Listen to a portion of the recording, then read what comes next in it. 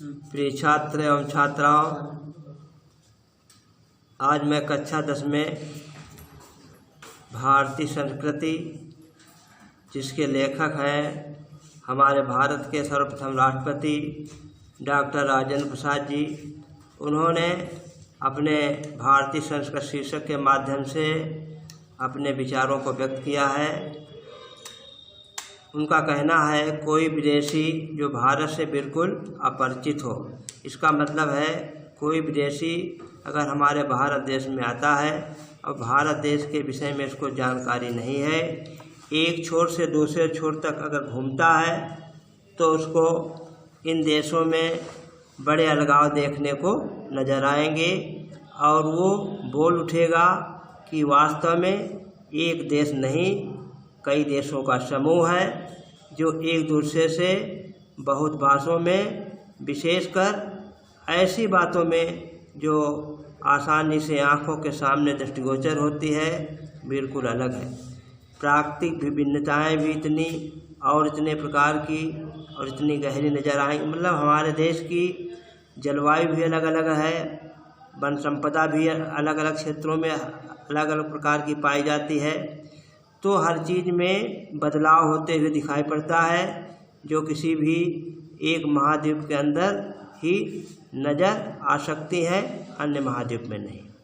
हिमालय की बर्फ़ से ढकी हुई पहाड़ियाँ एक तरफ मिलेंगी और जैसे जैसे हम दक्षिण की ओर बढ़ेंगे, गंगा यमुना ब्रह्मपुत्र से ढका हुआ समतल मैदान को छोड़कर विंध्याचल, अरावली, सतपुड़ा, सह्याद्री, नीलगिरी की श्रेणियों के बीच समतल हिस्से जो हैं वास्तव में आकर्षक रूप में दृष्टिगोचर होंगे। पश्चिम से पूर्व तक जाने में भी उसे इसके अलगाव देखने को मिलते हैं। हिमालय की सर्दी के साथ साथ जो साल में कभी भी मनुष्य की गर्म कपड़ों से और आग से छुटकारा नहीं दिला पाती, समतल मैदानों की जलती हुई लू और कन्याकुमारी का सुंदर आकर्षक मौसम, जिसमें न कभी सर्दी होती है न गर्मी देखने को मिलती है। अगर असम की पहाड़ियों में वर्ष में 300 इंच वर्षा होती है, तो उधर विपरीत में जैसलमेर की तपती हुई भूमि मिलेगी, अर्थात वहाँ वर्षा बिल्कुल ना के बराबर होती है, जहाँ साल में 2-4 भी इंच वर्षा नहीं हो पाती है। कोई ऐसा अन्न नहीं जो हमारे भारत में उत्पन्न न किया जाता हो, कोई ऐसा फल नहीं जो हमारे देश में पैदा हो, कोई ऐसी खनिज संपदा नहीं जो हमारे पृथ्वी के गर्भ में न पाई जाती हो, कोई ऐसा वृक्ष अथवा जानवर नहीं जो यहाँ फैले हुए जंगलों में न दृष्टिगोचर हो। यदि सिद्धांत को हम देखें, दृष्टिपात करें कि यहाँ की आबहवा का असर इंसान के रहन सहन, खान पीन, पहनावे, शारीरिक और मस्तिष्क पर भी पड़ता हुआ दृष्टिगोचर होता है। जो उसका जीता जागता सबूत जो है प्रमाण, भारत में बसने वाले अलग अलग प्रांतों के लोग मतलब प्रस्तुत करते हैं। इस तरह मुख्य अलग अलग भाषाएं भी प्रचलित हैं और बोलियों की तो गिनती ही नहीं। तमाम प्रकार की बोलियां बोली जाती हैं। पंजाब प्रांत के पंजाबी बोलते हैं, असम प्रांत के असमी भाषा का प्रयोग करते हैं। अलग अलग भाषी लोग यहाँ पर रहते हैं, क्योंकि कहावत है, कोस कोस पर पानी बदलता है और 4 कोस पर वाणी भी बदलती हुई दिखाई पड़ती है।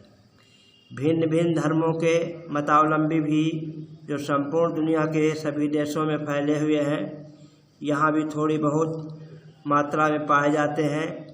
जिस तरह यहाँ की बोलियों की गिनती ज़्यादा है, उसी तरह यहाँ भिन्न भिन्न धर्मों और संप्रदायों की मानने वाले भी लोग रहते हैं। इन अलगाव को देखते हुए अगर कोई अपरिचित आदमी घबरा कर कह दे कि एक देश नहीं, यहाँ पर कई राष्ट्रों का समूह है, एक जाति नहीं, यहाँ पर अनेक जातियाँ रहती हैं, तो इसमें कोई ताज्जुब की बात नहीं। क्योंकि ऊपर से देखने वालों को जो गहराई में नहीं जाता, अलगाव ही देखने में आएंगे। पर विचार करके देखा जाए तो इन अलगाव की तह में एक ऐसी समता में एकता फैली हुई है जो अन्य विभिन्नताओं को ठीक उसी तरह पिरो लेती है, उसी प्रकार से पिरो लेती है। इस प्रकार से माला में तमाम प्रकार की लड़ियाँ होती हैं, माला टूट जाती है। फिर उसी प्रकार से हमारे हिंदुस्तान में एकता की कमी नहीं, और पिरोकर एक सुंदर समूह का जन्म देती हैं। जैसे रेशमी धागा नाना प्रकार की और नाना प्रकार के रंग की सुंदर मड़ियों फूलों को पिरोकर एक आकर्षक हार तैयार किया जाता है, जिसकी प्रत्येक मणि या फूल दूसरे से तो अलग है और न हो सकता है। यहाँ पर डॉक्टर राजेंद्र प्रसाद भारतवासियों के अलग अलग धर्म के होते हुए भी, अलग अलग जातियों के रहते हुए भी, अलग अलग वेशभूषा के रहते हुए भी एकता को बनाए रखने का प्रयास किया है और ये सिद्ध किया है। हमारे संपूर्ण हिंदुस्तान के लोग एक धारा में बहते हैं और केवल अपनी सुंदरता से लोगों की को मोहता नहीं, बल्कि दूसरों की सुंदरता से स्वयं सुशोभित होता है।